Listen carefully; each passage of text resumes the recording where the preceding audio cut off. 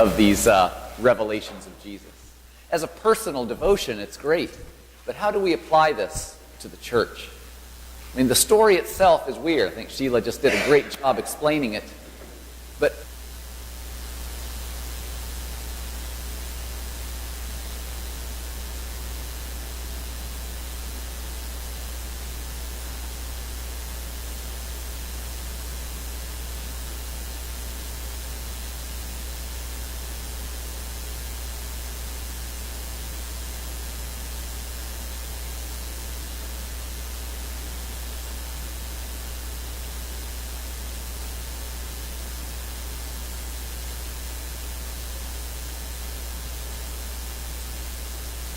his speech there, his little talk, that made it all disappear. Who knows how much longer that would have lasted if Peter hadn't said what he had said about, let's make 3 tabernacles, and one for you, one for Moses, one for Elijah. It seems like that's kind of when God kind of came in and had to set things straight, with the cloud and the loud voice. What do we make of all that?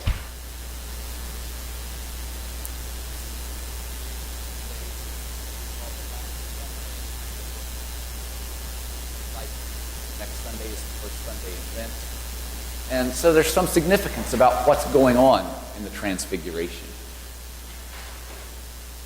Jesus is revealing something.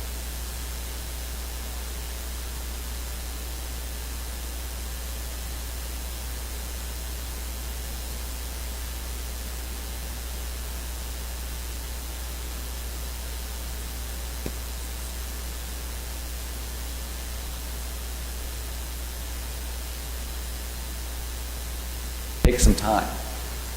So I think that's one lesson we can get out of this, is take some time and think about something before we start going and talking about it. Because sometimes in the excitement and in the heat of the moment, we might misinterpret something and kind of just totally make the issues totally confused. So I think that's one lesson we can get out of it. But I think there's a far greater lesson we can get out of this.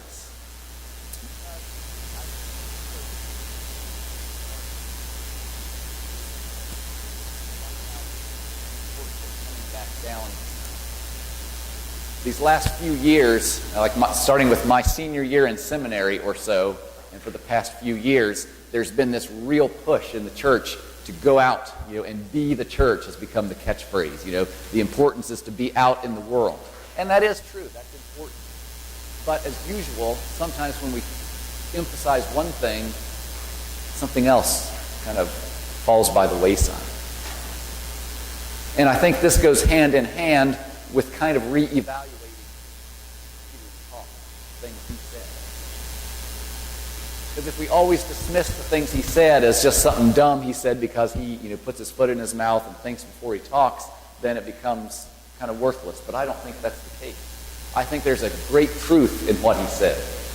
It is good for us to be here. He was absolutely right. It was good for them to be up on the mountaintop. It was good for them to be away from the work for a while. Because if you don't take that time away, as Sheila said, we're going to burn out. The motivation for doing it is going to be gone. We're either going to it's going to become a rut.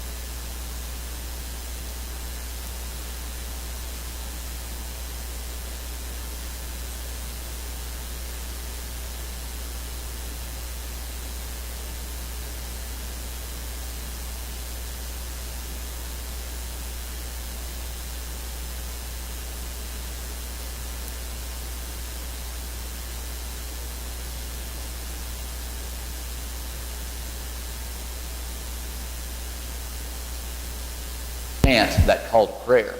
And so there were two villages just a few miles apart from each other.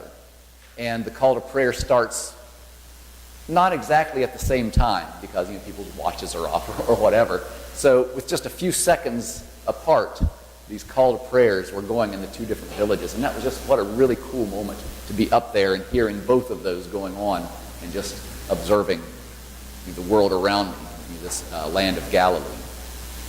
So this is what Jesus and Peter, James, and John were experiencing while they were up there. They were away, but yet still able to see this world that they had been called to go into.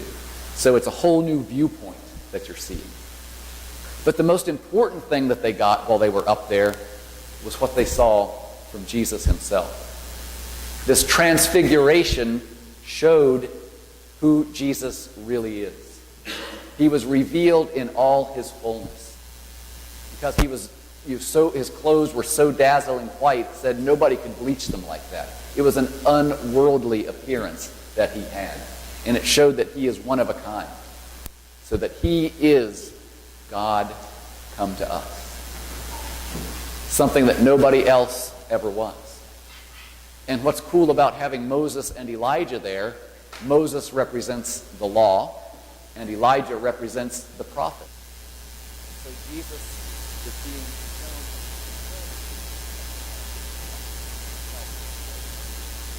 So really, Peter's only mistake is kind of putting them on the same level. Let's build three tabernacles.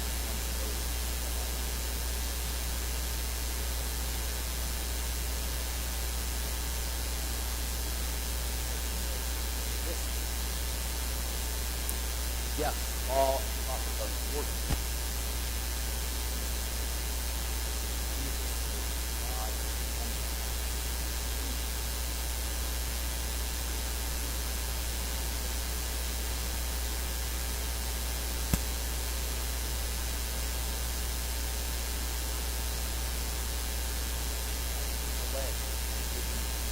Away from the busyness of life down there. But at the same time, they can see it. They're not totally away from it, but they've got a new perspective. What is this we're doing? What is this place God has called us to go and serve in? But then they're also seeing Jesus revealed as who he really is, as God himself come to us as one of us. And I think the important thing we can get as the church,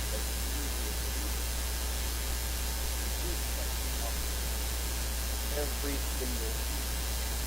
This is where God promised to reveal Jesus as his son every single week. In the Word, read and preached, and especially in Holy Communion. That is Jesus being revealed as the Son of God, the one who gives us forgiveness. And so we come to the mountaintop every single week. This is our time away from the world. This is our time to see God revealed.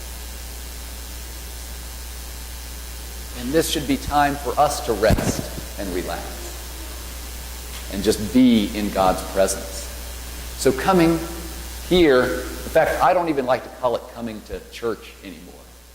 I like to say we come to worship. We come to put something into it. We don't just come and get something out of it, but we come and put something into it, as Peter and James and John. Again, Peter had the right thing. Let's do something while we're up here. Let's build these tabernacles.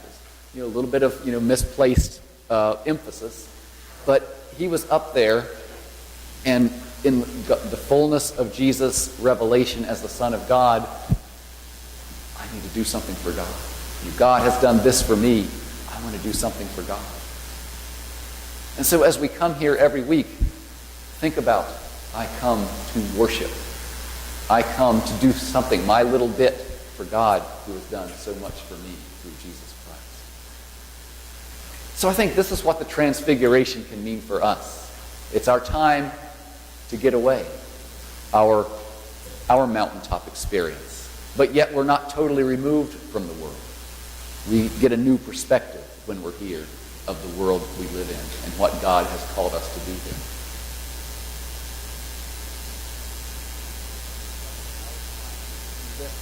our thanks and praise to God as we see Jesus revealed in his fullness.